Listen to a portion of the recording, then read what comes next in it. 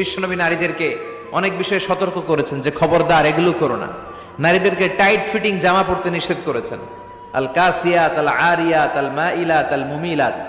কিছু কিছু বোনেরা এমন টাইট বোরকা পরে তার দেহের সব উঁচু নিচু ভাঁজ টের পাওয়া যায়, পুরুষরা আরো বেশি আকৃষ্ট হয়।